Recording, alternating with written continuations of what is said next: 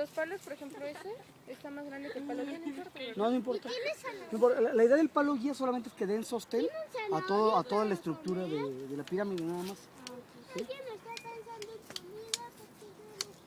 Adelante, Eduardo. Explica. ¿Cómo se llama tu pirámide? ¿Igual? Sí, bueno, pirámide. Tiene un palo guía, tiene ramitas acá, tiene palitos chiquitos y palitos más grandes. ¿Cuáles son los chiquitos? Los que están adentro. Estos, ¿Cuáles no, son los medianos? estos de aquí, mira, ¿los ves? Aquí están. Ahí no se ven nada. Aquí están, mira. Mira, te saco uno. Ahí ¿Cuáles está. son los medianos entonces? Estos. Y estos son los grandotes. Con permiso, Ya, necesito conforme. juntar una copia. Para atrás.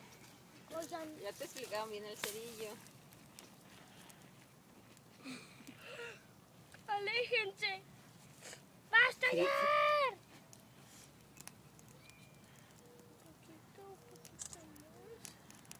Ahí está. Frida. Y está más chida. Se prendió más de volada. Porque yo no sabía que era por abajo de las ramitas. Ya la apagamos, ¿no? Vamos a ver que prenda. ¡Oh! Ahorita ya prendió la hojarasca. Vamos a ver que prenda la leña, que es lo que tenemos que... La hojarasca prende rápido. Lo importante es que prenda la leña. Y para que prenda la leña depende que estén bien acomodadas. Porque la hojarasca se apaga. Bien, ahorita ya está empezando a prender, pero ¿cómo vas a hacer que prenda la leña ahora?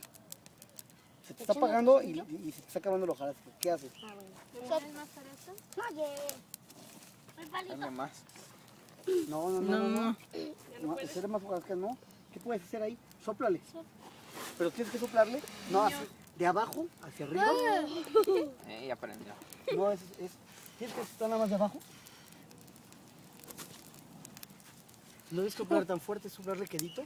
De abajo hacia arriba para que suba el fuego. Tiene que subir hacia la leñal. Mira, papá. Ya está O calentando. sea que ya gané.